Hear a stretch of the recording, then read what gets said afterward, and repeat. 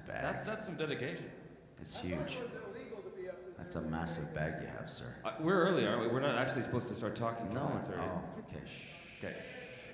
Remember, the name of this panel is Less is More. So you're going to get a lot of that today.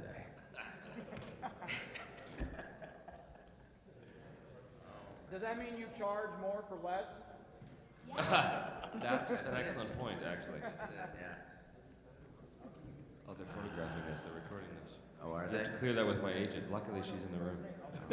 No, she's not. Is that the live streaming cam over there? Yeah. I'd like to say hi to all my peeps in Dubai. Hi.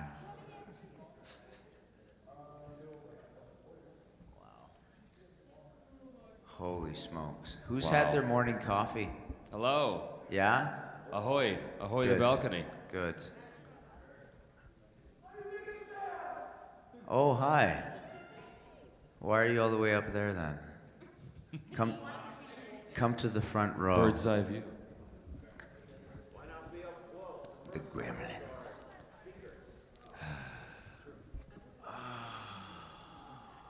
Oh, no, you're fine.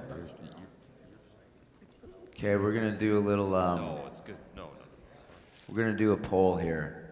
Who went to bed at midnight? Put your hands up. Wow, good for you. Who went to bed at 1 a.m.? How about this? Who went to bed? Who went to bed? Because we're not putting Yeah. our hands up. Okay. All right, just trying to get a gauge. Hey, I want to gauge on people. How you doing? Yeah. Whatever. End of poll. Dusty. Now they come pouring in. Oh. The masses and the hordes That's right. are coming in. The sultry, Sultry. soothing midnight sound. More salt than tree. Not the salt tree. Oh, it's not the salt tree. Yeah, not the it's salt tree. Yeah, Salt tree. Peter New. That's a wonderful mane you have, sir. I love it. You've been working on that for a while? Mike Bernstein. Good. Two of my favorite people in I the love world. the way he saunters in like he is the main microphone's attraction. This upstairs. is wonderful. Oh, and here are our most important guests of the morning, Peter New. Welcome. I can really only stay for 4 seconds. Joke. Oh, my. Bad joke. Don't leave me hanging. What's the point of this again? I had a Thursday, and so yesterday about 10 o'clock I was like, it's Oh.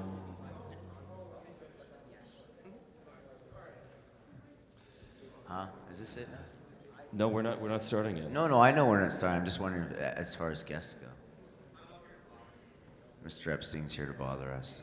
we have a, are we? You don't know.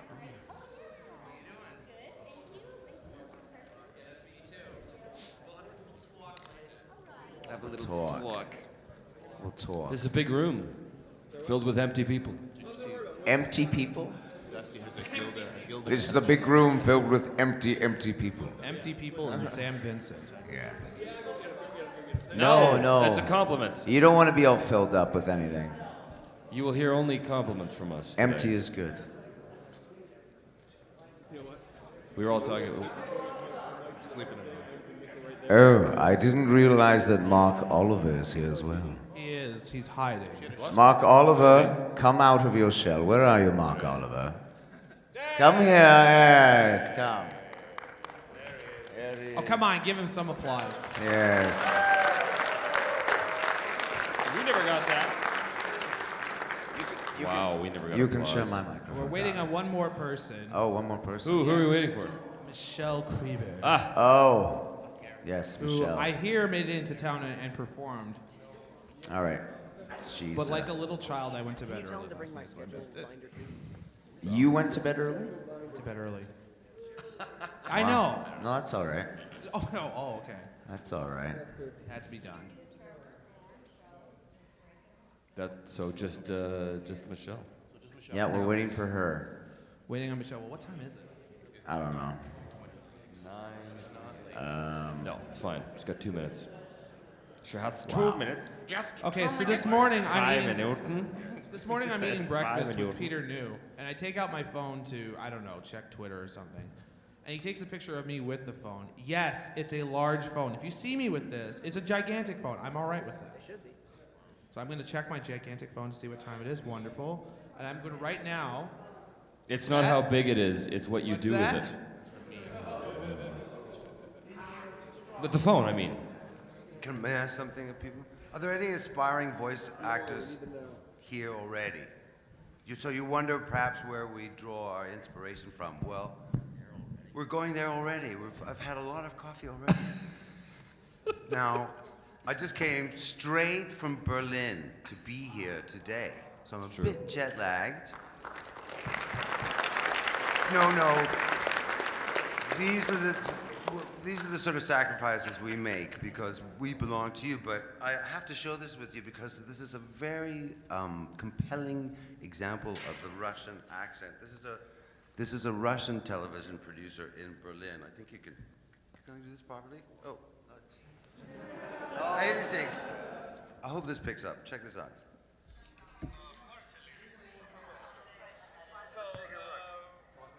At 7 we have Ukrainian party, this is address, at 12 Russian party, Serbia starts at 23:30 and no end, nothing later. Nothing at all? Yes, nothing at all because it's blackout. Which is the best party to go to? Party, it must be blackout. Yeah, we'll be back. There you go. All right, good morning. I'm Joe Stevens, and this is Everfree Network's live coverage of the Las Pegasus Unicon. I hope you've got your coffee because we're ready to have a really awesome day. We've got a full day of panels. In fact, we've got panels back to back to back to back all day. Yesterday was just the build-up. That was the introduction. This is the day you want to be watching, so stay tuned. We've already got a whole bunch of great panelists. We're about to get started with the panel. I think that they're just waiting on Michelle Creber as the last person, so if you're just tuning in, we're about to watch the first panel of the second day of Las Pegasus Unicon. And just to point out, we have Peter New on the far left side. We got Hendrikse there. And then we've got Trevor Devall, Sam Vincent, and then we got Mark Oliver. And, of course, the illustrious great leader, Mike Final Draft, hanging out on the other end. He's going to be moderating the panel. And we're going to be bringing it to you live, uninterrupted stream. So sit back, have some of those munchies. Don't really care what the sugary content of your cereal is. Go ahead and indulge it. Have some Frosted Flakes, have some Cocoa Puffs, have whatever you want. Put an extra dose of sugar on it because we're going to have a great day. We're going to have a lot of things going on. Now, I don't know if you can look at your watches right now. It is 9:30, and that's about the time when they're supposed to be starting this panel. And so I think that what they're waiting on is Michelle Creber. Now, we had a bit of a mix-up with Michelle Creber. If you watched last night, she ended up coming in late. There was a bit of a mix-up in the travel schedule with her, but she did put on her concert. So thank you to those brave bonies who stayed up late to watch Michelle Creber perform. It was an amazing concert, and it was such an amazing concert that my compatriot LTT Moose is still getting out of bed. So when you see him, everyone, I want in the live stream to just type, "Look a moose," right? The second time you see him. So say, "Look a moose," every time you see him today. I want him to do it because we want to pester him as much as we can. Looks like we're about to be starting. Oh, and here she is. Michelle Creber just entered the room, ladies and gentlemen. So I'm going to step aside. We're going to start the panel. Stay tuned.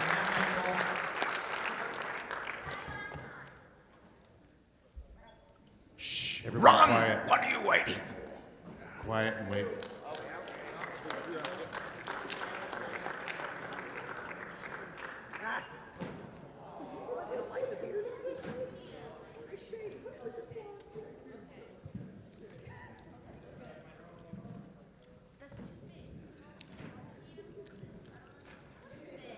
So I handed her the phone. I said, I handed her the phone. I said, "Look at the size of my phone and get over it."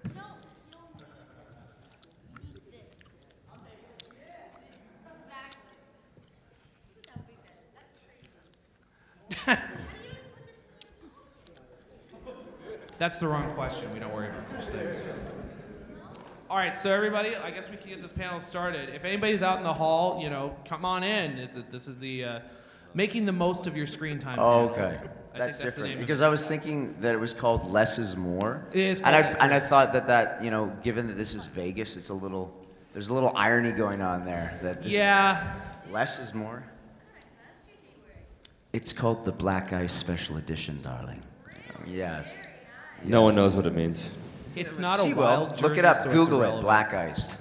I know you're a big Canucks fan, right? Okay, good. So, here we are. Welcome to the panel of how do you steal screen time for the more significant actors when you're just a supporting role. How do you on a try and squeeze in a few words in between Tara Strong and Tabitha St. Germain? Well, actually, okay, so everybody, hi, I'm Final Draft. The reason I'm up here, hi, I'm the network director and general guy of Everfree.net, and I need to speak closer to the microphone. And I was involved in some of the scheduling of the different, voice actors on different Thanks for that, Mike. Yeah, Really so- appreciate being here I at was not 9:30. involved in the choice to have it this early. Oh, you weren't? No. Okay. God, no. But I think one of the things about this convention is that there are so many voice actors at it that if you put everybody on one panel, well, you just couldn't because the table wouldn't go far enough. So the panel on your schedule might say less is more, but that's a bit of a misnomer because the people on this stage are incredibly talented in the voice acting field. Except honestly. Trevor. No, I'm terrible. Except for Trevor. Yeah. And I'm not sure what I'm doing here. And possibly Sam, but we haven't decided yet. Yeah. No, but anyway. Those guys don't really work. It's true. I'm kidding. They work all the time. They're so talented. So Thanks, before it Pete. devolves too far, maybe we should introduce you guys. Oh. To that's my a good- right, to your left, is Michelle Creber, the voice of Apple Bloom, and the singing voice of Sweetie Belle. How y'all doing? Next to her is Mark Oliver. Contain yourselves, really. It's unnecessary. Next is Sam Vincent, the voice of... Is it Flim or Flam? I keep getting it wrong. Oh, Mike. I'm sorry. It's Flim. It's Flam. It's Flim. It's Flam. Prove it. Flim. What do you think, folks? Do you see what the apples can't? I see it clear as day. I know she does, so does he. Come on, Ponyville, you know what I'm talking about.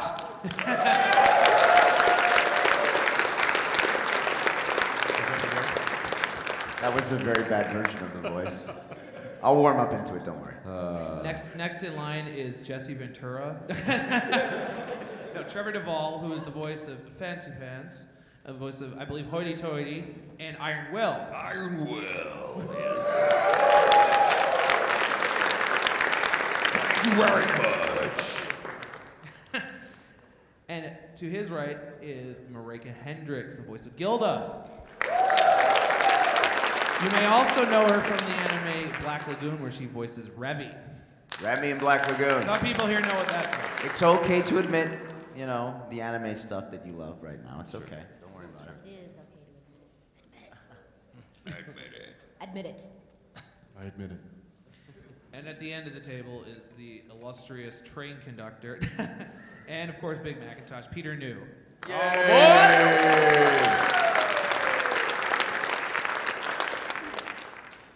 Well, the name of this panel is Less is More. I didn't name it. If I could, I don't know what I would name it. But the general idea here is that you guys all have voiced smaller characters in the show, but you all have a much larger career at hand. And so maybe a general question for the entire group is, how has it been for you experiencing a fandom like this with you have such a large scope of a career and you've done voices for so many different programs, but this one voice that you've done has elicited this kind of reaction? Did that make sense? I think so. Sam's giving me a look like it did. You start using big words and stuff and start confusing me. No. He's gonna call me Epstein again. Elicited. Go ahead, man. Oh, yeah, he's like, yeah, like, You're on it. get started right now. Get started, Sam. Well, first of all, I'd like to say that this is my first PonyCon, so it's great to meet you guys. And I think that all of us, we'll speak on behalf of all of us just for a moment, that we're pleased as punch to. I just like looking right at you. We're pleased as punch to be part of this phenomenon that is My Little Pony. All of us have been working in the voice-over industry for quite a few years now, and this is something that's pretty extraordinary. And it's just great to be a part of it, you know, whether it's a guest star in one episode or a recurring part on the show. It's just fun to be here with you guys. So, you know, I don't think there's been quite the reaction to a lot of the shows that we've been in. So it's just nice. It's nice to be here with you guys. Thanks for coming this morning. I was going to say, though, too, Sam, a lot of people don't know that you, well, maybe here don't realize that you were a very major role in Ed, Ed, and Eddie. That is correct. I was Double D Edward in Ed, Ed, and Eddie. Greetings and salutations to everybody. Thank you. Nerd, thank you. Oh, and that's it, yeah. I think You've done absolutely nothing else ever. No, oh wait, I know I've done lots of One or two. shows, but we're here to talk about My Little We're not here to talk about Sam. Move on. No, move on. Talk about Trevor. So, Sam. Okay. No, well, but actually, Trevor, I know that you voiced in many a program. Mm-hmm. But you also actually, one thing people don't know is that you do your own podcast about voice acting. I do. As a matter of fact, I'm recording it right now. Are you really? Yeah, this is the next episode of Voice Print with Trevor Devall and guests. There you go. Right here. Live from Las Pegasus. So you're all in the studio audience. How do you like that? I don't believe you! I don't believe you! How do you like that?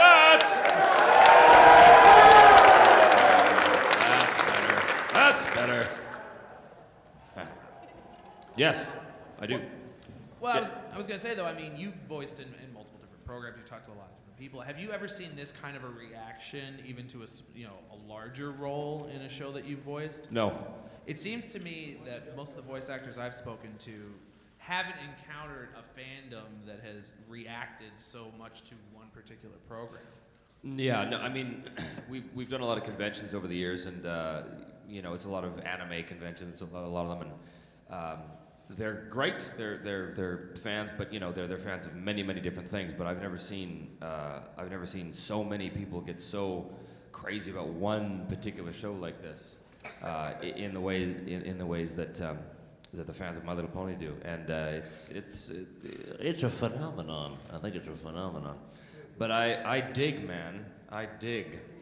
Yeah. This is also my first My Little Pony convention. Yes, thank you. So I'm really liking the whole experience so far. Peter, you're an old pro at these My Little Pony cons, though. Yeah, I think this is my fourth pony convention. I think. So if you had to explain in 10 words or less. 10 words or less. Your experiences. If you had to explain in 10 words or less. Yes. How would you possibly describe your own experiences doing? Describe my experiences in 10 words or less. If you had to come here and say, here at Canterlot, we're going to have all sorts of discussions about what it's like to be etc. here at home. I'm just curious. How would you describe it? I would describe it as, I think as you said, phenomenal. That's true, I did say that. You did say that, yes. It is phenomenal. Yeah. And as in a phenomenon. Yes. So that's one. It is phenomenal. There you have it. That's what happens when Fancy Pants gets talking. Yes, sometimes things become very civilized all of a sudden. Yes, and I think it's wonderful, as Jet said. And didn't we have a lovely... Yeah. I think we did, didn't we? did. Pony Tony and Jetson. We had a lovely time together. Oh, Yeah, it was so- positively divine. It was divine. Yes. Precisely.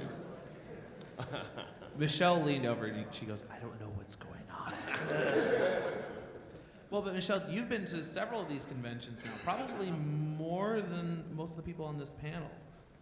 Yeah, I've been to quite a few. This is my 5th, and it's really awesome to go to all these cons and see everyone. And this con is just as awesome as all the rest. So yeah, pretty much. Hey, how many people here are residents of Las Vegas? Yeah. Bunch of Local peeps. What is it represent. like to live here? Yeah. If you're under 21, it's boring. Yeah. I get that. Yeah. It's not that much more exciting when you're over 21. It's pretty awesome here, actually. You seriously asked an entire crowd a question? I did. And expected a discernible answer? I heard a few things. I'm I all heard about something. chaos. I heard things about age. You did? Yes. I heard that it's boring if you're under 21. No? So, somebody who thinks it's exciting if you're under 21, why? Because there's plenty to do. You got Skymania. Skymania? You know, you can go out dirt biking. They got good trails. There's plenty to do. Oh, dirt biking, That guy's yeah, got imagine that's pretty projection to good. his And it's not voice. like you turn 21 and suddenly you have plenty of money to throw in the slots. I mean, come on. That's right. That's not your kind of- birthright? They don't just give you a bunch of money when you're 21? That's right. Congratulations, you've made it. Here's $1,000. Go lose it at the Mirage.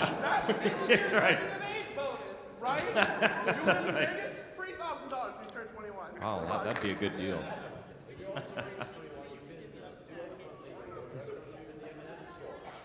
Oh, the M&M store if you're under 21, yeah? Yeah. Oh, Where is the M&M store? Because even though I might appear to be over 21, I might like to go there. What's that? Well, anyway, getting back to discernible, understandable material. Good Lord.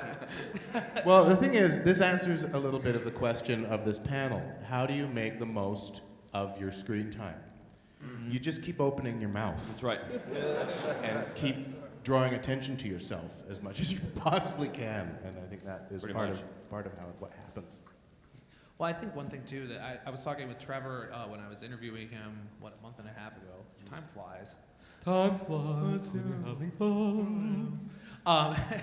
Well, we were talking, for a lot of you guys, I mean, obviously you do multiple roles and multiple shows, and I asked you during that interview if you had ever actually watched My Little Pony Friendship is Magic before you knew of the fandom, and you said that the fandom is what brought you to actually see the show. Mm-hmm. Is that true for some of the other voices on this panel here? I mean, and Yes. I mean, sometimes I try and watch as much of the stuff that I'm in as possible, and also I'm very interested in what my fellow voice actors are doing too.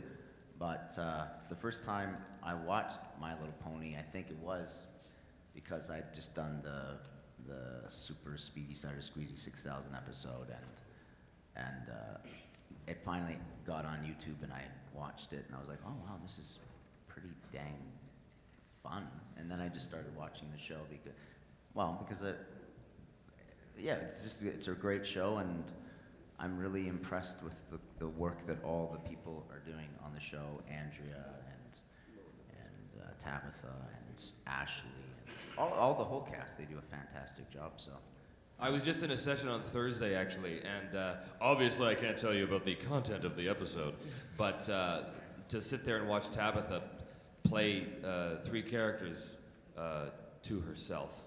Like Oh my God, Tabitha played 3 characters in an episode on Thursday. It's something. It always makes me go, I'm just so blessed to be able to work in this environment where I can watch these people and just do their craziness like that. No, it's great. It is a real privilege to be on the show. It's a real privilege to be on a lot of the shows we do in town. We're in Vancouver. We do a lot of programs, and we work with some of the finest voice talent that there is in the world. So it is a big deal. Marika? And one of the things that's always interesting. Oh. use both. Wow. I prefer to hold it. News conference. Use both. Use all of them. Use them all. What I always find interesting is why a show, one particular show becomes the hit that it does. Sometimes I'm surprised at what does and surprised at what doesn't. So this is, I imagine there's a lot of people trying to figure out what the formula was, producer-wise, for My Little Pony: Friendship is Magic, just to see if they can recreate something similar and get the same amount of hit-dom happening. I'm pretty sure the next year you're going to see a show called My Little Lizard. Starring yourself. Starring me. That's right. I'm going to make that. If anybody has the money to want to produce it, I got this killer idea. My Little Lizard. Friendship sucks. That's what it's called. Friendship has scales. Friendship has scales. My Little Lizard. Trevor, The anti-pony. how bad is it that Lee and his Gilbert Gottfried has leaked onto this panel? Oh, I know, it's inevitable. It's inevitable. It's inevitable. You can't get away with not doing the job. The what? The Gilbert Gottfried. I can't say his name. Well said, Marika. Marika Hendrikse, ladies and gentlemen. She didn't know what to say here today, so we have to encourage her to speak up. She talks without a script. I just said, I do talk without a script sometimes, but not for him. Well, also, I mean, in a sense, one person who's not here, who hopefully will start appearing in some more of these conventions, is Terry Clausen, the vocal director. Mm-hmm. And I imagine that when you guys are developing these characters, even if they have only just a couple lines, that the direction and the dynamic in a room can have an effect on how the voices come out in the end. Because I know that for the Canadian crew, you guys record at DHX together as an ensemble. Dick and Rogers recording studio. Just have to give the props, the proper respect. to That's that. the name of the studio that DHX records in. Well, he sort of sounds like that. He sort of sounds like Fancy Pants. Good morning. Hello, Peter. Yes, we do work as an ensemble, and also the creators of the show are in the room with us as well, so they have a lot of say. But we do have a tremendous amount of freedom when we create these characters, which is really cool. We basically they tell us you're going to play this person, and we go in and we just go okay, and we throw something out, and they don't hate it immediately, which is always nice, you know. When I played Iron Will, they said we want sort of a cross between Jesse Ventura and Mr. T. And I thought, born to play this role. I've been waiting my entire life to play this role. But yeah, they were very, very, very supportive, and they just let you act however you want. And just thank you so much, my little buddy. Wow, it's early. It's early for that. You had a moment there. That joke kills at 4 p.m. You just wait. Come noon, that's gonna slay. Moderate, damn it. Okay, wait. You know what? Some of these panels.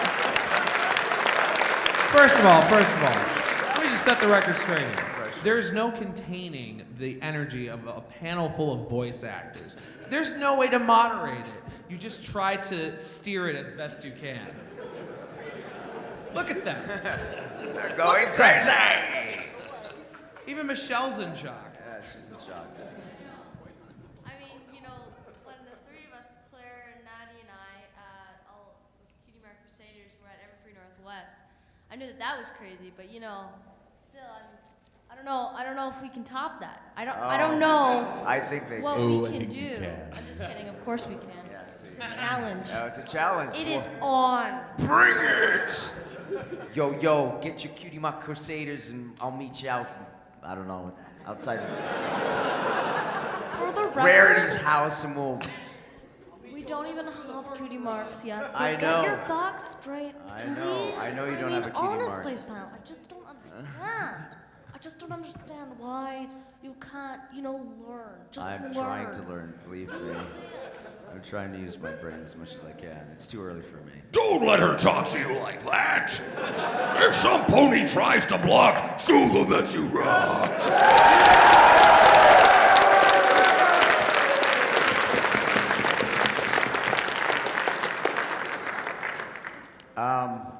Yeah, okay.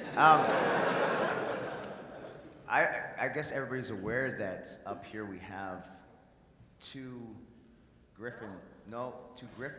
Basically, you're Griffin, right? Do we have any Griffin-based questions about their personality and the fact that they always seem to be a little bit nasty? Well, and what I was going to say too is here in a second, you see these lovely microphones in the center of the aisle. Oh, okay. They can be used for the making of questions. Of They course, can be used for good. Or the asking of questions. You can create questions. The deriving of questions from the ether and presenting them. By the way, I should mention too that Mark Oliver here is Gustave Lagrange. Yes. Did I pronounce that right? If you wish me to continue the rest of this panel in this ridiculous, supercilious French accent, it's possible. I don't care.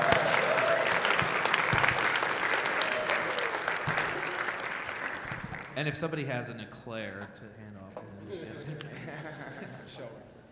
Anyway, my good friend, Mr. Brush and Bones there, is standing next to a microphone. If you guys have questions for any of these guys about voice acting, about the various roles they've had, remember they can't talk about anything that hasn't aired yet. Try to keep it relatively clean. And Mr. Bones here will make sure that you aren't asking them to read your fanfic.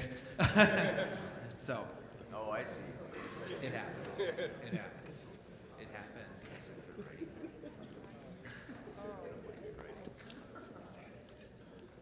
And with the microphone comes great power. Make sure you use your power for good. Okay, first question for Sam Vincent. Yes, sir. Is this thing on? It's on, baby. Is this thing on? I can hear you. Get right up to it. Get right close to it. Yeah. Okay, so Yes. I come from the NNA community. Yeah. And this is a question everyone's been dying to ask. Oh, no. What's under Double E's hat? What's under Double D's hat? Yeah, I've got that a few times. I have my own personal opinion on that. Danny Antonucci, the creator of the show, was very specific that he never wanted to reveal that information. But this is my opinion. I believe that Double D is actually part of a Siamese twin set that went horribly wrong. And basically under his cap is an underdeveloped kind of mouth with a movable tongue and actually teeth. It's like his Siamese twin brother that didn't fully form and develop properly. Yeah, it's kind of scary. Yeah. And yeah, That's what's under my hat, Double too. D, and I think that's why they call him Double D, is because there was one brother and then the other brother, and he was the second one. He's double, and no, actually it was based on this strange documentary I watched one time. And I think it happened in China. They were just talking about congenital twins and blah blah blah blah blah, or conjoined twins, and this man actually had a mouth and teeth and tongue on the top of his head that was his unformed brother, and that was kind of creepy. And I thought that would be.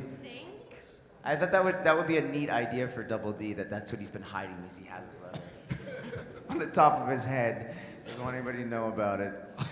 You wanted to know, people. You asked the questions. I give the answers. There it is. Wow, that is so dark for this. I know. early I hope it all morning. gives you nightmares. Thank you.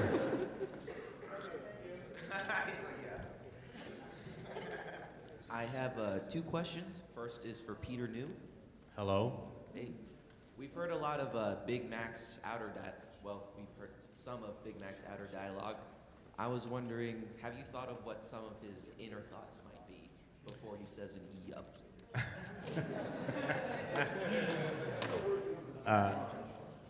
I think I haven't given a great deal of thought to it, but I imagine he is just processing everything and hearing it. I think he really hears things. I think he's a good listener. And my second question is for Marika. If Revy found out about bronies, what would her reaction be? Oh my god. And you can't swear. No, I'm not going to swear. Children in the room, remember? I'm not gonna Children in swear. the room.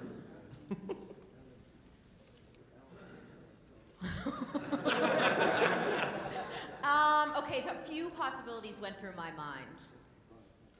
But I think what she would do is instead of doing anything directly to the ponies, she would approach the producers of the show and say, all that money, that's yours? It's not anymore. It's mine. That's maybe what she'd do. Awesome. Thank you. I'm sorry if I butcher your name. Was it Marky? I'm sorry. It's Mareka. Marai, okay. I noticed earlier that you were asking about why people like the show. I cannot speak for anyone else, but personally, the storyline, how it's delivered, and also seeing how some of the characters go pretty crazy as well too, is kind of what got me into it. So. That's a great answer. Thanks. And thanks for watching. I think it's them too. They're a big part of it. Yeah.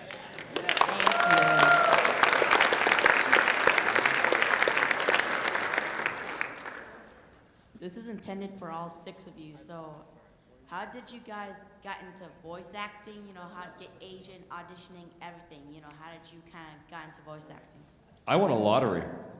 I don't think that's true. I came to Vegas. I put $1,000 on black. Next thing I knew, I was in My Little Pony. I think for me anyway, it was just a matter of I stumbled across acting in about grade 9 or so and never looked back. And in terms of voice acting, I was always a bit more of a show-off than you really need to be in film and TV.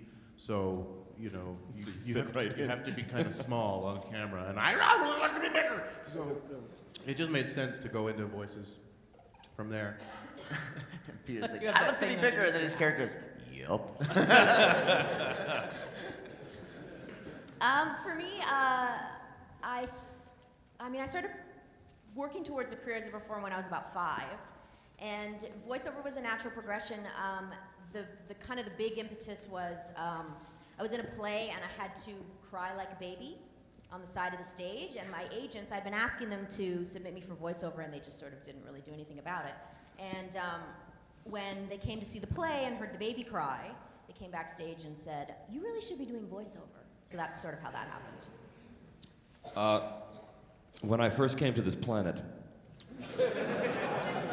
no, I really did come to this planet, though. My brother, when I was 5 years old, used to do Scottish accents around the dinner table and make everybody laugh, and I said, "Yep, that's what I'm going to do." End of story. When I was a kid, I was obsessed with the idea of learning how to mechanize and mass-produce cider.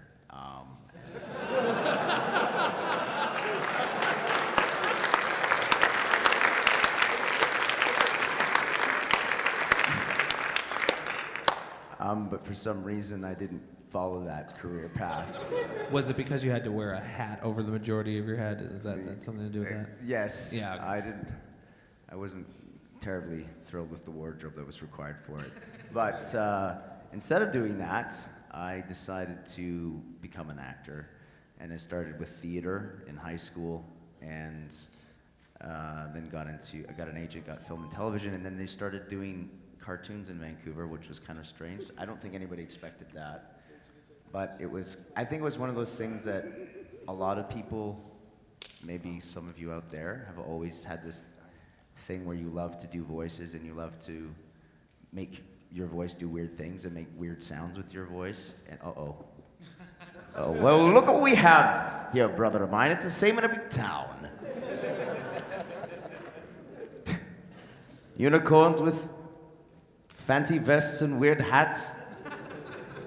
Not a drop of cider to be found.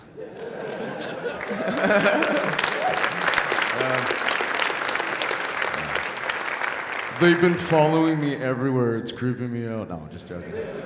What's up, Flam? What's up, Flam? Yo. Sorry. Anyway, so theater. Then voices came to Vancouver, and we're like, wow, this is great. And it was kind of a natural fit because I've always loved to just be crazy, do weird things with my voice. So it was like, oh, this is perfect. Now I can actually do it as a career. So I was very lucky. Mark? I invented ADHD. And I collect. Hi, Trevor. And I collect a hefty annual royalty, actually. But at the time, they didn't believe that didn't really exist. So I was sent to school for the deaf from the time that I was about 6 to 8. So I've been preoccupied with sound ever since. I mean, people tried to teach me how to sign, and well, I had ADHD. How could I possibly pick that up? So, I wasn't paying attention. So I've been fascinated by sound, and I went into music. I went into the punk rock world in Vancouver, and then I went on tour with the Clash. Maybe you're probably too young to know, but so I had a great time. I moved to New York City just to pursue music. I did a lot of sessions for R&B artists, and then goofing off on, I would do like bits of Shakespeare, and people would go like, "Dang, that's really classy." And then I came back to Vancouver, and people said, "You know, you like getting drunk at those parties, and you like doing those stupid voices. Why don't you pursue that?" And I thought, forget it. It's like a closed shop. It's like getting into the Freemasons or something. I went to a panel, such as one just like this, and I watched these people, and I thought, well, that seems within my realm. So I did a little demo, and I got represented, and I got onto a decent show within 3 weeks, and I've been lucky to really learn on the job from these talented individuals that you see today. And sound is my abiding preoccupation. I mean, not just doing accents and so on, but just the psychological impact of sound. And any one of these people could pick up a telephone book and scare the heck out of you. So I don't think they know what a telephone book is. A telephone book. They're not that young. So that's my story in a nutshell. I got a quick question for you. While you mentioned it, do you have a favorite Shakespeare line? And if so, could you share it? Oh, gosh, a root. And do it in a voice. Do it in some sort of voice. Well, that's interesting because Shakespeare is a perfect model, it's a perfect gymnasium for any actor, and it's funny because people will say, oh, this type of Shakespearean character has to be rendered like this or like that, but if you do them in different regional accents, they change completely. So I don't know if you're familiar with the wonderfully drawn villain of Richard III and his, they just found it. I know they just found him. Yeah. I know, that's what. In a parking lot. Yeah. And now, of course, everyone's fighting over it. Yep. So you think of Richard III, and you think, oh, these types of characters have to be incarnated in a sort of classically English sense, in the sense of, now is the winter of our discontent, made glorious summer by this son of York, and all the clouds that lowered upon our house in the deep bosom of the ocean buried.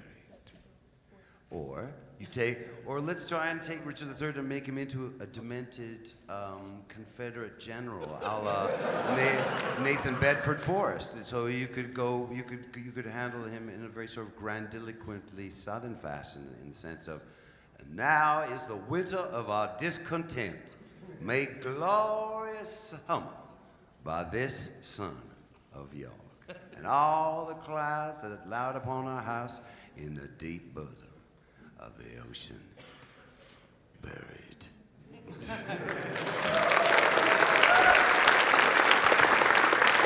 And this is something too. This is something too that a lot of people don't realize about, like Shakespeare, especially, is in a sense, he helped define that. You take a script like that, and it's how you interpret it that really affects the story itself. Even the words can be the same. It can change how it's, Exactly. So, regional voices have a great psychological bearing on the performance that the audience perceives. Do I make any sense? Yes. Mm-hmm. I want to hear how Michelle got into voice work, and then here's some more questions. Oh, that's space. Well, personally, I started off with music and singing because my parents ran a music school called Creber Music. And when I was about 2, I did something that my dad was working on, and because he's a professional pianist, and he was working on this sort of kids DVD. So they said, okay, Michelle, why don't you try this? And of course, I loved it. So around the age of 5, I started looking for an agent, and I found one, and then I actually got a film and TV agent, but they were looking for the role of Lucy and Charlie Brown, this new series of it, and they looked all over the US and New York and LA and stuff, and then they came to Vancouver and actually sent it out to everyone, including the film and TV agents. So I actually auditioned for that, and I booked it, and I started doing it ever since. And so yeah, that's basically how I got into it. We read for that, Lucy. Yeah, I was on hold we for all, Lucy, actually, right until we all Michelle. tried to be Lucy, and so thanks for nothing, Michelle. Totally, Michelle. He tried to. Mark tried to do the Lucy in that southern voice, and it just didn't go over. I always imagined Lucy as the sort of classically British. Sort of a very husky, manly voice. It could be. No, I swear I will not pull the football away, Charlie Brown. Charlie Brown. I promise you this time. Oh, good. Good grief, indeed. Hi, this is a question for all of you. What was your first reaction when you found out that this little show you did about talking ponies had such a huge following? I was astonished, and I'll admit, a little suspicious. But then, very quickly, I discovered how generous and wonderful all of you guys are, and that I'm now humbled. Yeah, well, we were all pretty. I am humbled. It's very humbling to me. Yeah, I was not being very nice. I actually wasn't surprised, bizarrely, because I've seen some of the anime fandom, so I thought, well, why not this show? So it wasn't particularly surprising to me to see this level of... It's always interesting, as I said before, to see which shows do that, but it wasn't surprising that it was happening to some show. I was filled with fear and rage at the same time. It's a typical Saturday night, though, isn't it? I soiled myself. They said to me, you know, My Little Pony's huge, and I went, what? What? No! No! And as you can see, I'm still reacting that way, so nothing's changed.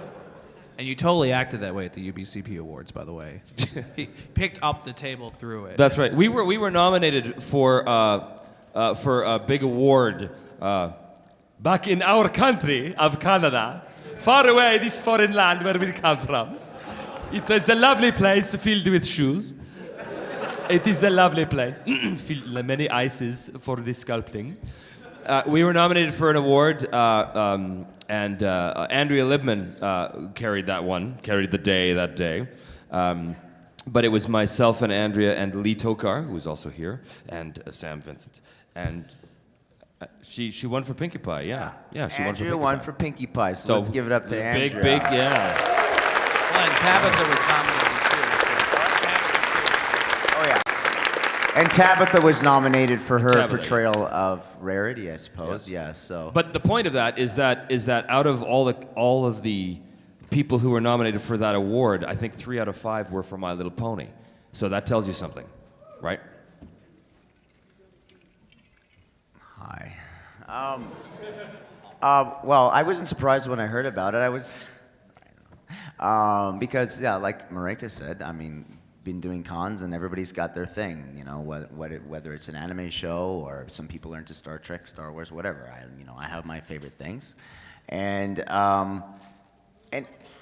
the strange thing sometimes, though, you know, well, amongst ourselves as voice actors and performers, we talk about ourselves and then we talk about the normals, and we know what the normals are. They're the people who do very normal things and have very, very normal lives and aren't particularly creative, which is fine. That's their business.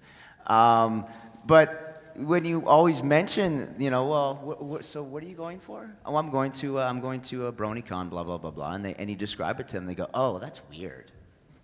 And I go, okay, so a bunch of people who like a show, who enjoy it, they get around and they talk about the values of the show and how much they enjoyed, and they seem to be having a lot of fun, and it's completely harmless, and they get a lot out of it. Why is that weird? And you know, and there's all this stuff in the world going on where people are just being despicable and nasty and doing horrible things, and somehow that's normal, but people getting together and enjoying and celebrating a show that has good values is somehow weird. I just look at them and go, I don't want to talk to you, normal, go away. You know, this is my thing, so.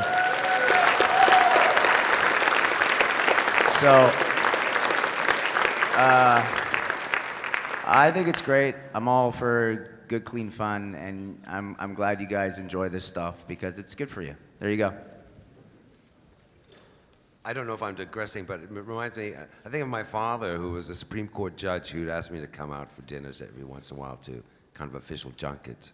And I'd meet some of his cronies, also judges or whatever, and they'd say, so, chip off the old block, eh? What branch of the law do you go into? And I think, I work in the world of animation, actually. Animation, sounds fascinating. Could you be more specific? Well, I actually do cartoon voices for a living. Hold that thought. Senator! So, should I answer the question? I have attention deficit disorder. He invented it. Well, yeah, I think all of us, we didn't expect this. The show was aimed toward 9-year-old girls and stuff, and I think everyone was like, wow, it is odd at first. I mean, and we're all talking to each other like, do you know that this, My Little Pony got this big following now? It's like, okay, whoa, slow it down, rewind. Oh, they're nice people, and they enjoy the show, and they're intelligent, and they actually like, following the smaller characters and really getting into the detail of the episode and not just, looking at it on the outside, looking at really, in the depth of the script and stuff. And I think that is what makes the fandom so strong, is that you really are very passionate about the show that we work on. And that is why it is not weird. And any person that says different is wrong, because they have not done their research, they don't know, and they can't judge from just looking at it from a shallow perspective. Best answer ever! Thank you all so much. Thank you. Thank you. Okay, all right, good. First off, I want to commend you all for coming to this convention. I'm glad you could come, because in case you don't ever feel this way, all of your work is important, as important as the main players. Even if it's a bit performance, it has a lasting impact on all the fans. I'm sure they can all agree. And and honest you all, even Sam, I actually remember watching Ed and Eddie as a kid, so I never thought I'd get the chance to meet you in person. Thank you for making me feel extremely old. That's good. And this grown man, I remember watching you when I was a child. I was like, and I just have a two-part question. The first part's for Trevor. I want to ask, for the role of Fancy Pants, did you base the voice in any way off the actor Trevor Howard? I don't know if you know who Trevor Howard is. I do know who Trevor Howard is, yes. And I've often tried to sue him for the use of my name. I was told when they brought me into the small room with the single light hanging down, and they put a gun to my head and said, "You must play this role." And I said, that's how the audition process works in Vancouver. You probably didn't know that, but that's kind of like interrogation. Yeah. So when they said, "Yeah, we'd like this character to be sort of a John Cleese type," so that was really more of the inspiration. And I don't ever for a second liken myself to John Cleese in any way, shape, or form. But I was a massive Monty Python fan as a kid, growing up. So, of course, that was an opportunity to and I'm not, it's not like I'm doing a John Cleese impersonation when I'm doing fancy pants, but, there's sort of there's something about it. I'm not entirely sure. Sitting in the public library on Thurman Street, skimming through Rogue Harriers by Hugh Walpole, and I suddenly came about all peckish.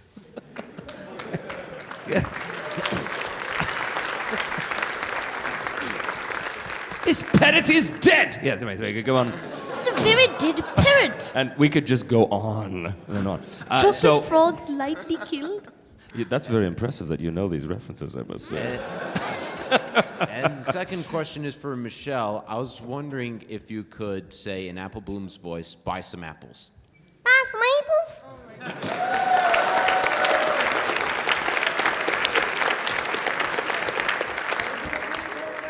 You're gonna have to do it again. Hey, come on, boys. Wow. That's the loudest thing you've said all day. That's impressive.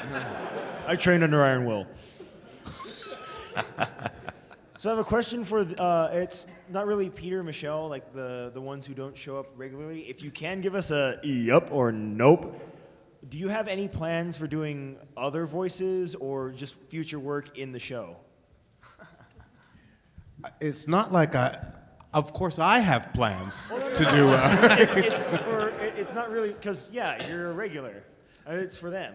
Yeah. Maybe one way to ask that question is to say, if given the opportunity, theoretically, to voice on My Little Pony again, would you be up for it? Would that be a good way of putting that? Is there a plan? But if you can't say. Well, that's the thing. I mean, we're not really privy to the writers' storylines and which characters they want to bring back. And I mean, I have heard for myself that there's a possibility for something to happen for me in the future. That's all I can say, and I won't be specific, which is nice.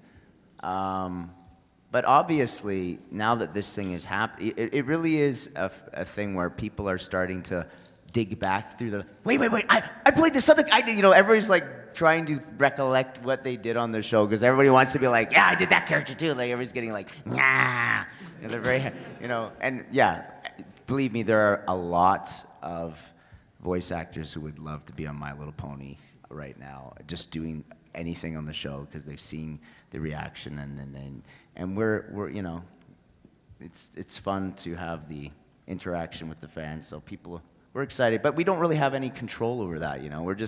We're just like we say, we're guns for hire, and sometimes they want the pea shooter, and sometimes they want the Colt 45. I don't know. That's bazooka. a bad Let's analogy. Go for bazooka. Personally, I think that some characters should have their own spin-off series. Well, that's just my opinion.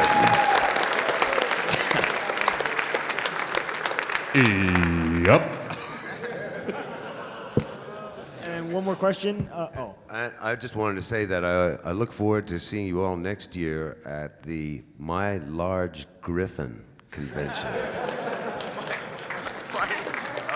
My Large Griffin Can I convention. co-star? Thank you. And one more question. How many takes did you have to do for the Flim Flam Brothers Super Speedy Cider Squeezy 6000? Oh man, I can tell you right now, that thing had to be cut up into tiny pieces because that is a 4.5 minute song. And when I first heard it, I was like, wow. And they were like the singing was so quick, the pacing was so quick, and we really did have to take it a chunk at a time because it was a very difficult song to try and complete. I mean, I have mastered the song myself now and have it completely memorized, but Can we hear it? No, not right now. Ask me a little later, maybe. I've worked on the song as a rap now. It's now. Can we hear that? Peter, you gotta ask him after he's had a couple of drinks. No. I'll give you. I have worked on the rap. I can give you a little bit taste of it, just the beginning of it. Maybe if you assault me in the halls, I'll give you the whole thing. So it's, well, look what we got here, brother of mine. It's the same in every town. Ponies with thirsty throat, dry tongues, and not a drop of cider to be found. Maybe they're not aware that there's really no need for the tear of despair. that the key that the need to solve the sad side of shortage you and I will share. Well, you've got opportunity in this very community.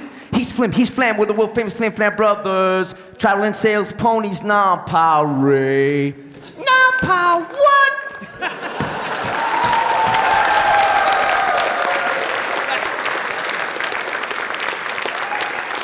Thank you for that. Sir, could you do that again? I wasn't really listening. We weren't really listening. Could you do it again? What direction do you think My Little Pony would have gone if the Brony fandom was never formed? Netflix. I don't know. Oh, it's actually on Netflix, so no. It's a great question, but I don't know if there's really a way to answer that. That's like one of those comic book questions. What if Superman did not fly? And you're like, There's so many shows that we do that don't survive after a first season. Yeah. And when there's a huge fan response to a show, obviously the producers go, I guess it's time for season 2. Right? And then season 3 and season 4 and et cetera, et cetera, et cetera. So I think that if it wasn't for you guys, we would not have jobs today. So I'm just having another moment. But it's true. Without you guys, we really wouldn't have jobs, because without you guys, then there would be no successful show. So I think that's the so kudos to you all out there. Here's one from me to you. Thank you. Well, I know that the writers, at least the ones I've spoken to, have all said too that they try to treat the show independently of what the fans necessarily are looking to do. Like, there's the accusation of pandering out there, which just they don't. They create the show as it is, and they try to preserve their dynamic of how they create the show. Obviously, I think that for anybody working on a program, and I know it's true for you guys, and you just said, having a great audience reaction is great. But if you let that affect how you create the show or change what the content is, that can kind of almost ruin it. Can I jump in with something? Jump. Something just occurred to me, and I don't know how you feel about it, but obviously, a lot of you guys are in contact with one another. Yes? Are you? Is that true? So, with such a vested interest in the direction of My Little Pony, do you think that if you were to handle this as an online phenomenon, you could decide the course of My Little Pony yourselves and say, we want these characters to perform more like this in future episodes, or we imagine this? Like, can you imagine if you just took the creative power into your own hands to decide the direction of the show? Because now we have the capability of doing that. Have I just said something? My God, Mark, what are you suggesting? I'm playing with forces beyond human control. M.A. Larson yesterday was talking about... Taser him! M.A. Larson yesterday was mentioning having noticed a laser dot appear on his shirt during his panel. Well, actually, I mean, coming from... I'm a Brony. The fans create tons of music, art, fanfics, animations. I mean, they do take the show, and each one of them, and even in groups, they do kind of present their own interpretation or whatever. I mean, the online community is just exploding with that. I don't know that there's been a unified agreement, even on, say, the color of Vinyl Scratch's eyes, about any one little detail of the show. They know what I'm talking about, don't worry. I definitely think that that's kind of the power of the community, and I think that's really what the internet and these conventions have produced, is that they do a lot of creative work like that. You got to watch out. If you go and look, on DeviantArt, Gustave Legrand, he's got quite a bit out there. If you didn't know it. I think it's great that the thing is, when something's created by a corporation, which Hasbro is, and they're creating a product, and you guys are enjoying that product, when the fans get a hold of it and they let their imaginations loose, and that's part of the fun of it. It's not necessarily, I think, about trying to dictate the way the show is going to go. It's about taking something that you love and making it your own, and you're using your creative imagination and saying, this is what I took, and you share it with your friends, and you say, I love what you did there. I love that you're putting a spin on that. It's like, whatever you do, it's like, I love when you see these cultural memes come up where people take something and they shift it around and it gets out there and it goes viral. That's the wonderful thing about the internet and what you guys do with the show, with your art and your creativity. That's brilliant. And it doesn't necessarily have to impact the show itself, because you guys do impact the show just by doing that stuff. It's awesome. So that's a very long answer to your question. Shall we have another? Yeah. Another question, Let's have please. another. Oh, we got a question upstairs, actually. Upstairs. Wow. Hey, how's it going? I actually don't have so much a question as I have sort of a challenge. Challenge? As any fan of Dr. Horrible's sing-along blog would know, it's all about the laugh. And my challenge for you is, which of you has the most fantastically evil, maniacal laughter? Oh, Trevor. You don't want to hear Oh, no. I don't think it's me. I think it's Mark. I'm Oh, gonna go maybe with it's Mark on Mark. this. Yeah, Mark. I think we're all going to do this right now. We're going to go down the line and just give... Yes, we are. It's fun. I don't know. Come on. You don't want to... You want to joke? Come on. All right. That was fantastically evil laugh.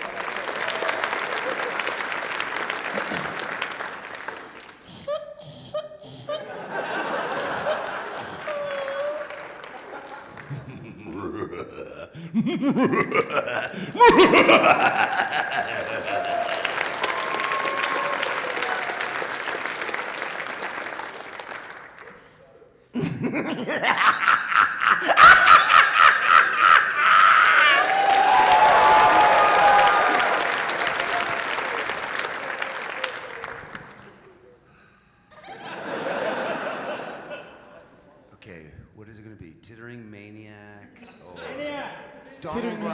Donald Rumsfeld pushing all the buttons in a hysterical fan.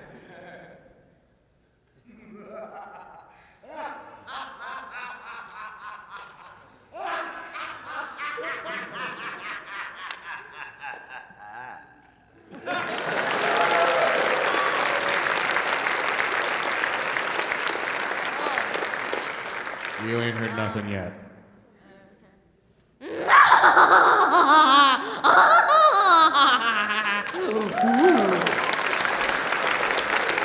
Thank you so much. You guys are awesome. Mike? Yeah, Mike, let's go.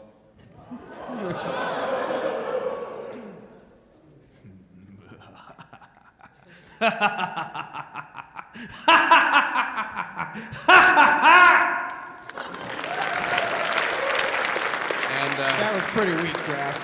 That's a window into the offices of the Everfree Network. I think that's what a lot of people might think is going on. I don't know. Except usually he puts more evil into it in the office. Hello, Peter, this is more for you, and it's along the lines of, making the most of your screen time. Yeah. Because, Big Mac, your character, he doesn't get a lot of screen time, and the times he does get it, it's a simple word, but the inflection you put into it seems to develop the character beyond a single word. And so the time where you swapped roles with Applejack, where did you find Big Mac's level of anger? Because he seems to take everything in stride, and where did you find in yourself and in that character the level at which you would chew them out? That's a good question. Thank you. It was all kind of natural, right? It's kudos to the excellent script construction, right? Because it really put the characters into a situation where both Applejack and Big Macintosh in that moment were angrier than either of them had ever been, which is why the roles flip. So it was really easy to see that that's what the writers were trying to create for us, just on the page. And so in terms of bringing yourself and bringing your acting to that place, it really is just a matter of saying, okay, well, let's follow the arc of the story here, and this is the point at which this thing has to flip. And it really is just trying to take on what the emotional impact of what the Crusaders did, and say, well, you know, that would have pissed me off, right? So, and then go and see what happens.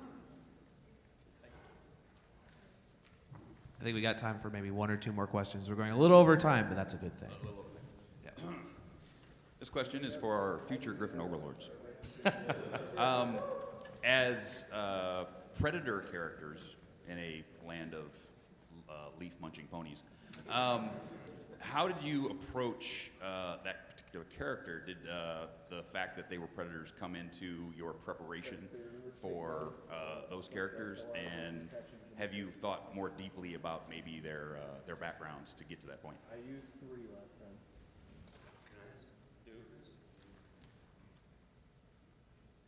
Every audience member lives vicariously through every villain on every show. We have license to do anything we want to do. They are the most fun characters to incarnate. In answer to your question specifically, yes. It's all in the teeth, the way that those characters are incarnated. Absolutely.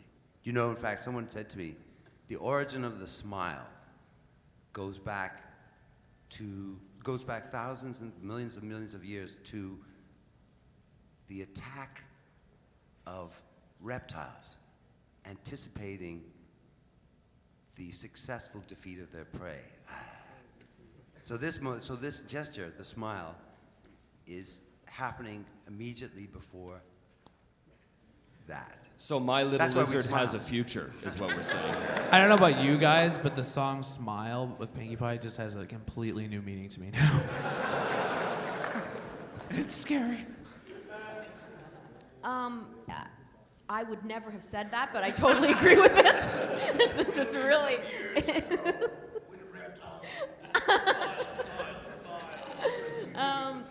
But you know, I did think of some of the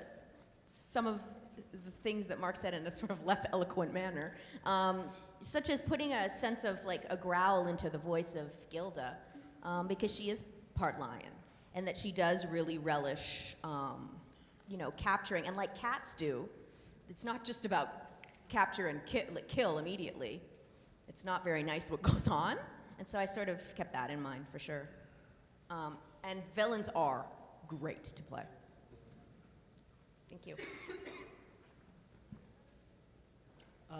My question is for Marika. What was your initial reaction after you realized how exactly you were the cause of Fluttershy crying and Griffin the Brush Off?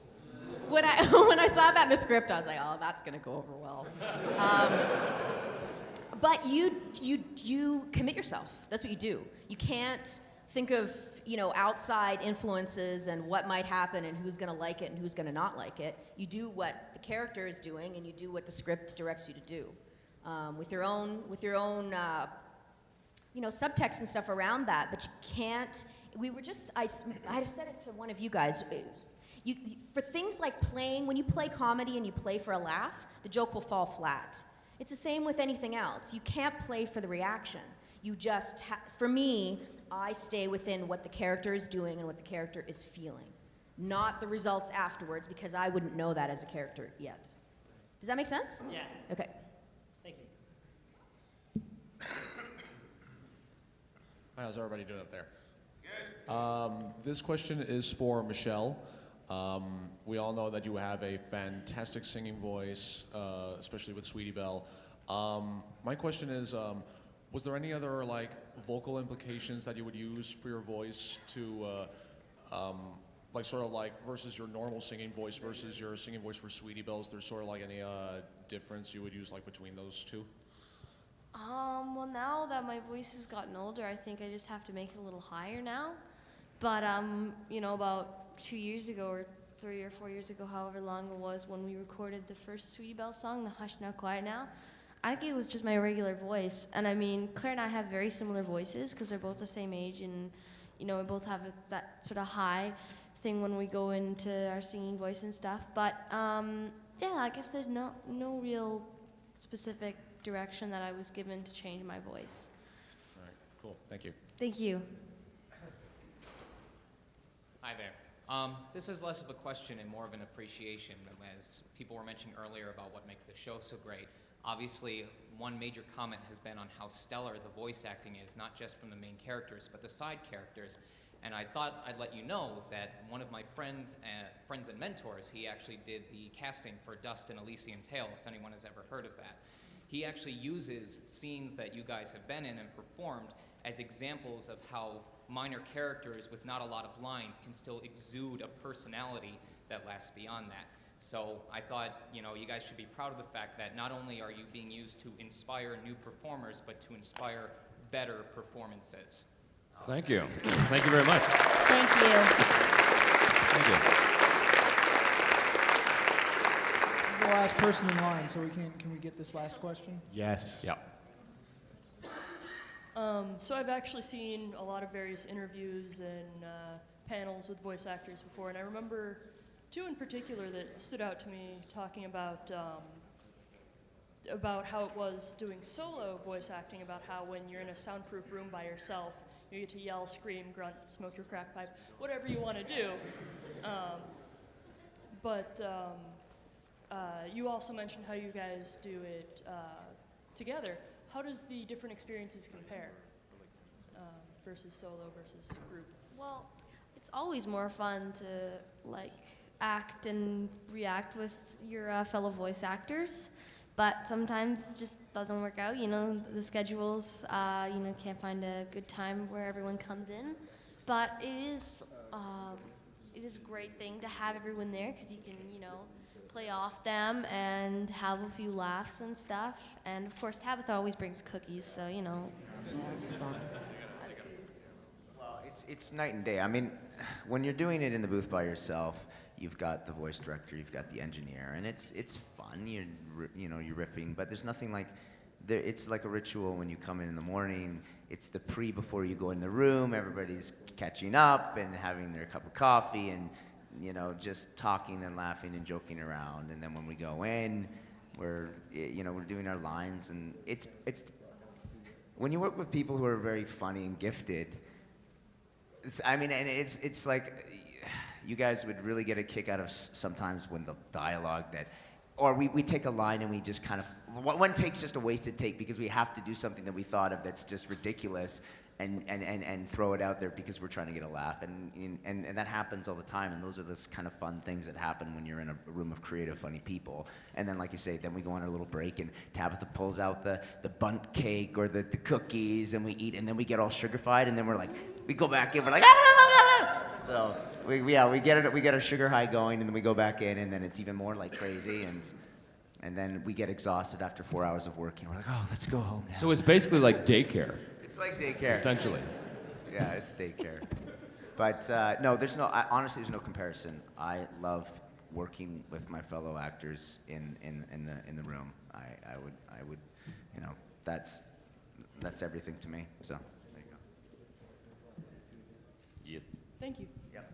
All right, well, we've gone a little bit over time, so I think it's time we got to wrap this up. I want to thank everybody on this panel here for joining us today. Honestly. Thank you. Michelle Creber. Thank you, guys. Mark Oliver. Sam Vincent. Trevor Devall. Marika Hendrikse. And Peter New.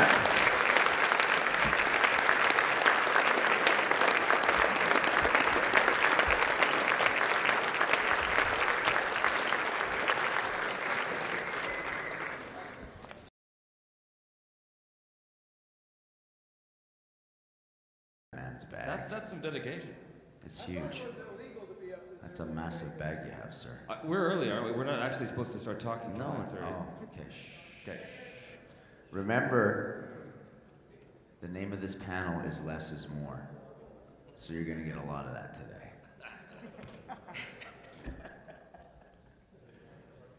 Does that mean you charge more for less? That's an excellent point, actually. That's it, yeah. Oh, they're photographing this. They're recording this. Oh, are I they? have to clear that with my agent. Luckily, she's in the room. No, she's not. Is that the live streaming cam over there? Yep. I'd like to say hi to all my peeps in Dubai. Hi. Wow. Holy smokes. Who's had their morning coffee? Hello. Yeah? Ahoy. Ahoy the Good. balcony. Good. Oh, hi.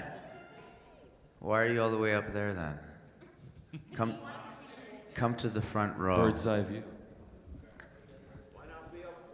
The gremlins.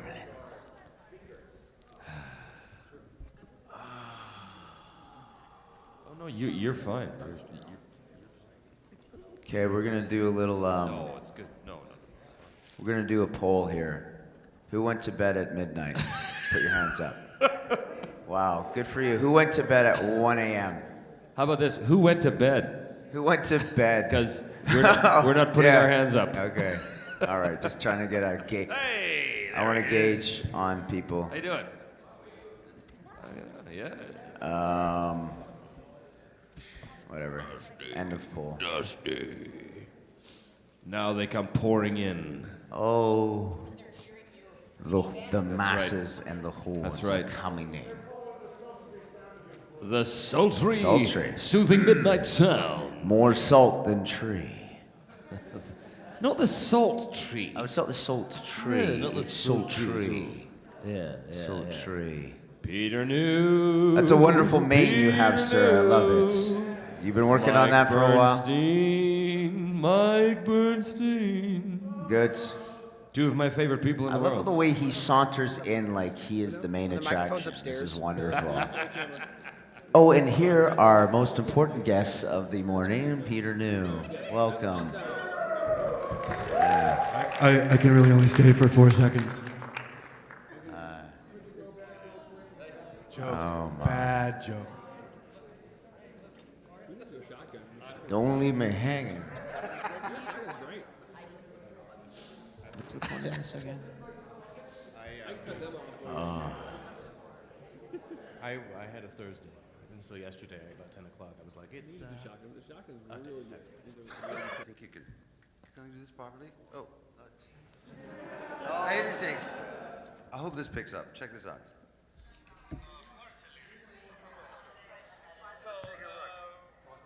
At 7 we have Ukrainian party, this is address, and 12 Russian party. Serbia starts at 23:30 and no end. Nothing later. Nothing at all? Yes. Nothing at all because it's blackout. Which is the best party to go to? Party, it must be blackout. We'll be back. There you go. All right, good morning. I'm Joe Stevens, and this is Everfree Network's live coverage of the Las Pegasus Unicon. I hope you've got your coffee because we're ready to have a really awesome day. We've got a full day of panels. In fact, we've got panels back to back to back to back all day. Yesterday was just the build-up. That was the introduction. This is the day you want to be watching, so stay tuned. We've already got a whole bunch of great panelists. We're about to get started with the panel. I think that they're just waiting on Michelle Creber as the last person. So if you're just tuning in, we're about to watch the first panel of the second day of Las Pegasus Unicon. And just to point out, we have Peter New on the far left side. We got Hendrikse there. And then we've got Trevor Devall, Sam Vincent, and then we got Mark Oliver. And, of course, the illustrious great leader, Michael, Final Draft, hanging out on the other end. He's going to be moderating the panel. And we're going to be bringing it to you live, uninterrupted stream. So sit back, have some of those munchies. Don't really care what the sugary content of your cereal is. Go ahead and indulge it. Have some Frosted Flakes, have some Cocoa Puffs, have whatever you want. Put an extra dose of sugar on it because we're going to have a great day. We're going to have a lot of things going on. Now, I don't know if you can look at your watches right now. It is 9:30, and that's about the time when they're supposed to be starting this panel. And so I think that what they're waiting on is Michelle Creber. Now, we had a bit of a mix-up with Michelle Creber. If you watched last night, she ended up coming in late. There was a bit of a mix-up in the travel schedule with her, but she did put on her concert. So thank you to those brave bonies who stayed up late to watch Michelle Creber perform. It was an amazing concert, and it was such an amazing concert that my compatriot LTT Moose is still getting out of bed. So when you see him, everyone, I want in the live stream to just type "Look a Moose" right, the second time you see him. So say "Look a Moose" every time you see him today. I want him to do it because we want to pester him as much as we can. Looks like we're about to be starting. Oh, and here she is. Michelle Creber just entered the room, ladies and gentlemen. So I'm going to step aside. We're going to start the panel. Stay tuned.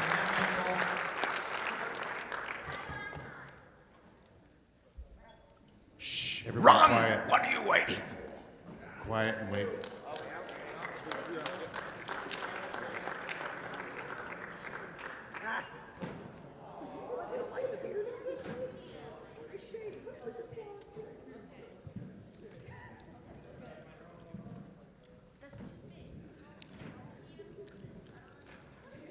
Flam. Prove it. Flim. What do you think, folks? Do you see what the apples can't? I see it clear as day. I know she does, so does he. Come on, Ponyville, you know what I'm talking about.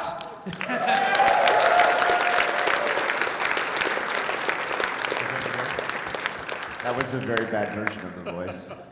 I'll warm up into it, don't worry. Next in line is Jesse Ventura. No, Trevor Devall, who is the voice of Fancy Pants, the voice of, I believe, Hoity Toity, and Iron Will. Iron Will, yes.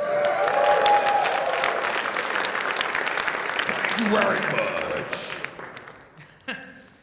And to his right is Marika Hendrikse, the voice of Gilda. You may also know her from the anime Black Lagoon, where she voices Revy. Remy in Black Lagoon. Some people here know what that's about. It's okay to admit, you know, the anime stuff that you love right now. It's okay. Don't worry about it. It is okay to admit it. I admit it. And at the end of the table is the illustrious train conductor, and of course Big Macintosh, Peter New.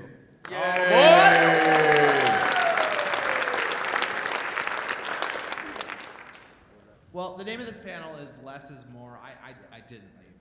If I could, I don't know what I would name it. But the general idea here is that you guys all have voiced smaller characters in the show, but you all have a much larger career at hand. And so maybe a general question for the entire group is, how has it been for you experiencing a fandom like this when you have such a large scope of a career and you've done voices for so many different programs, but this one voice that you've done has elicited this kind of reaction?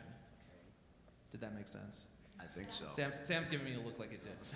You start using big words and stuff and start confusing me. No. He's gonna call me Epstein again. I wish he did. Go ahead, man. Oh, yeah, he's like, yeah, like, You're on it. get started right now. Get started, Sam. Well, first of all, I'd like to say that this is my first Pony Con, so it's great to meet you guys. And I think that all of us, we'll speak on behalf of all of us just for a moment, that we're pleased as punch to, I just like looking right at you. We're pleased as punch to be part of this phenomenon that is My Little Pony. All of us have been working in the voice-over industry for quite a few years now, and this is something that's pretty extraordinary. And it's just great to be a part of it, you know, whether it's a guest star in one episode or a recurring part on the show. It's just fun to be here with you guys, so. Oh.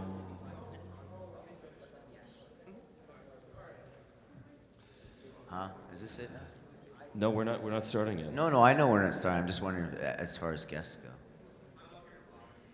Mr. Epstein's here to bother us. Are we? You don't know.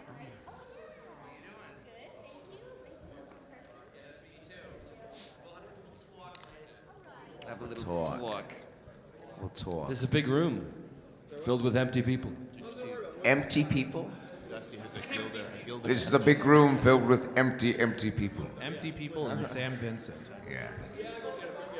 No, that's a compliment. You don't want to be all filled up with anything. You will hear only compliments from us. Today. Empty is good. We were all talking. Sleeping in Oh, I didn't realize that Mark Oliver is here as well. He is. He's hiding. Mark Oliver, come out of your shell. Where are you, Mark Oliver? Come here, yes, come. Oh, come on, give him some applause. Yes. We never got that. Wow, we never got You can applause. share my microphone. We're waiting on one more person. Oh, one more person. Who are we waiting for? Michelle Creber. Oh, yes, Who Michelle. I hear made it into town and performed All right. She's, But like a little child, I went to bed early last night, so I missed it. You went to bed early?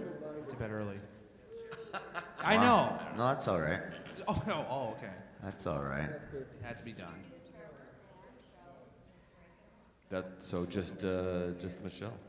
Yeah, we're waiting for her. Waiting on Michelle. Well, what time is it? I don't know. 9. No, it's fine. She's got 2 minutes. She has Wow. 2 minutes. Just Okay, 2 so minutes. this morning I'm 5 eating. Minuten. This morning I'm It says eating 5 breakfast with Minuten. Peter New, and I take out my phone to, I don't know, check Twitter or something. And he takes a picture of me with the phone. Yes, it's a large phone. If you see me with this, it's a gigantic phone. I'm all right with that. It should be. So I'm going to check my gigantic phone to see what time it is. Wonderful. And I'm going to right now. It's not how big it is, it's what you What's do that? with it. The phone, I mean. May I ask something of people? Are there any aspiring voice actors here already? So you wonder perhaps where we draw our inspiration from. Well, we're going there already. I've had a lot of coffee already. Now, I just came straight from Berlin to be here today. So I'm a bit jet lagged. No. These are the sort of sacrifices we make because we belong to you, but I have to share this with you because this is a very compelling example of the Russian accent. This is a Russian television producer in Berlin. So I hand her the phone. I said, I hand her the phone. I said, look at the size of my phone and get over it.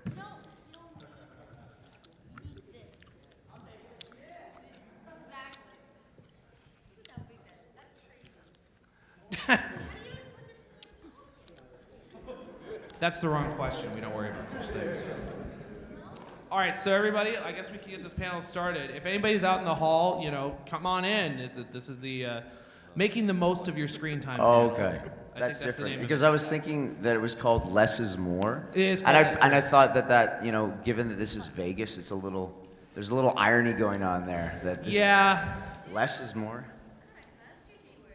It's called the Black Ice Special Edition, darling. Yes.